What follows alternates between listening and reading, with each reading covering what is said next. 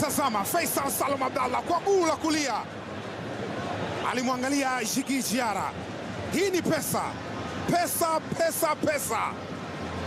Kwa guu la kulia akanyosha, nyota ambaye mpaka sasa ameshaandika bao 6 na asisti 5.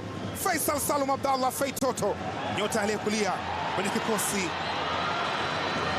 anazunguka na mpira Depu, amekataliwa, amebanwa mbavu na Yerson Fuentes Mendoza kwenye control. Yoro Diaby, Faisal anaondoka nao, mpira unapitishwa katika njia yake, kitafutwa Kamanga Ngita, lakini moja kwa moja na kwenda kwa Djigui Diarra. Mwamnyeto atakupita nao Kamanga Ngita, kenda kuingilia, imetafsirika madhambi amefanyiwa. Jean-Jacques Kamanga Ngita yuko chini akipiga katika ardhi, lakini Bakari Nondo Mwamnyeto anaonyeshwa kadi ya njano kwa kile alichokifanya. Alishaona mazingira magumu na Ngita anakwenda kuwahi mpira, akaamua kumpunguza.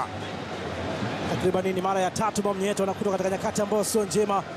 Kama mlinzi wa kati akipewa mipira anapaswa kufanya maamuzi yaliyo sahihi kwa haraka zaidi.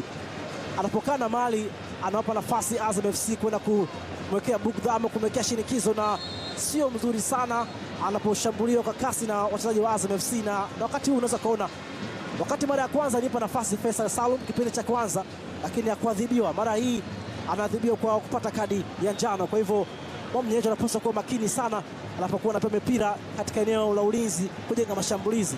Na inawezekana kocha Ibenge amewaambia nyotaki kwamba kweni makini unapokwenda kwa Mwamnyeto, unapaswa kwenda kwa kina zaidi na kwa kasi kiwanjani ili umeweze kupoka mpira.